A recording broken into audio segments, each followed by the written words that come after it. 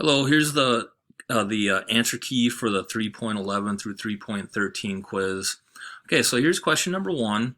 So it's about the photoelectric effect. So the diagram above represents the photoelectric effect for a metal. When the metal surface is exposed to light with increased frequency and energy of photons, electrons first begin to be ejected from the metal when the energy of the photons is 3.3 times 10 to the negative 19th joules. All right, so that's a number that we need right there.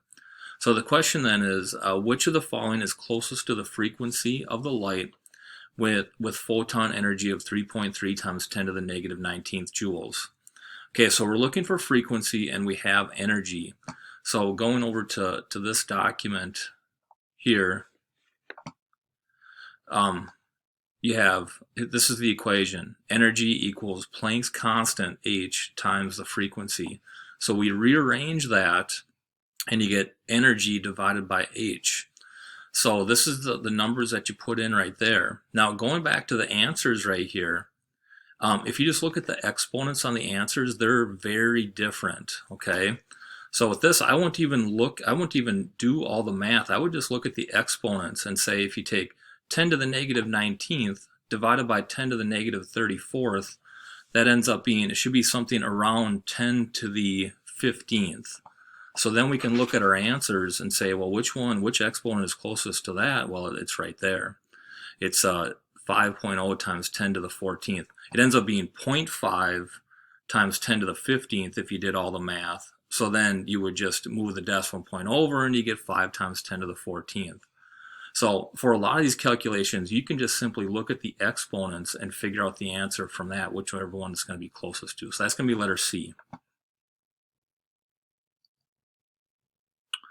Question 2, the same setup, so these go together, and we have that same photoelectric effect, and here we have a chart of different colors and their wavelengths.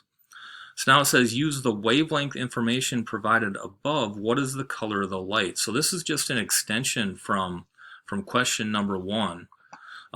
We have the same energy, so we can use that same frequency, and going back to the work document here, now we want to use a speed of light equation, and we want to solve for lambda, the wavelength. So that's going to be the speed of light divided by the frequency.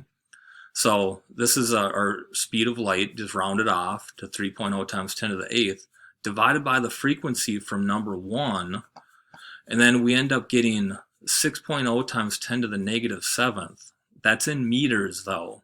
So the table's in nanometers. Nanometers is 10 to the negative 9th.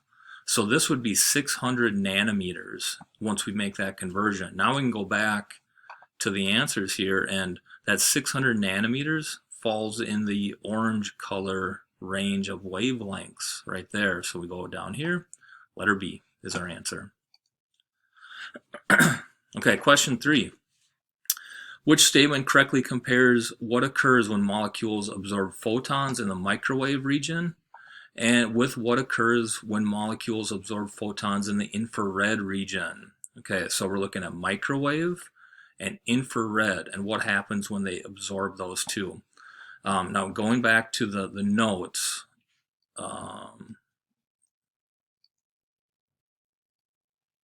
right here, it's this slide from the notes. So they're asking us about microwave. So microwave is associated with rotational levels. And the other one was infrared. Infrared is associated with vibrational levels. Okay, so now we go back to our choices. Okay, so letter A, microwave, is rotational. Infrared, vibrational. So it's going to be choice A on that one.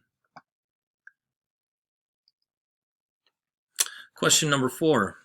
A student uses visible spectrophotometry to determine the concentration of this cobalt chloride in a sample solution. First, the student prepares a set of cobalt chloride solutions of known concentration. Then the student uses a spectrophotometer to determine the absorbance of each of the standard solutions at a wavelength of 510 nanometers and constructs a standard curve. Finally, the student determines the absorbance of the sample of unknown concentration.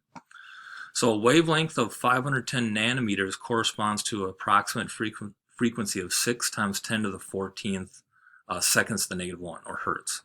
What's the approximate energy? Okay, so really all this information above here, we didn't really need that. All we need, once we know the frequency, we can calculate the energy. And going back to the work page I had, it's this equation right here. If we want to find energy, it's just Planck's constant times frequency.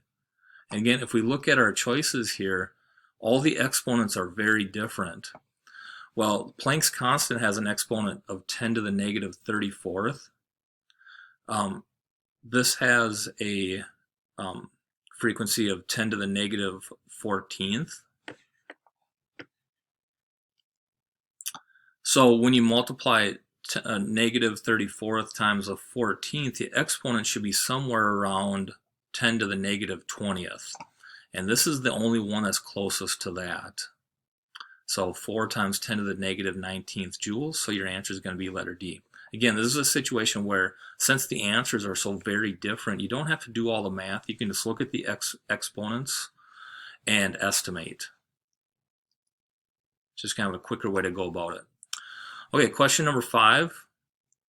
Now we have an absorbance versus concentration graph, and this is a straight line, just like that Beer's Law lab that we did. So the student prepares 5 solutions of copper sulfate with different concentrations, then fills 5 cuvettes, each containing one of the solutions. The cuvettes were placed in the spectrophotometer set to the appropriate wavelength for maximum absorbance. The absorbance of each solution was measured and recorded. The student plotted absorbance versus concentration as shown in the figure above, right there. Which of the following is the most likely explanation for the variance of the data point at 0.6 molar copper sulfate? So 0.6 molar. So this is the data point in question right there.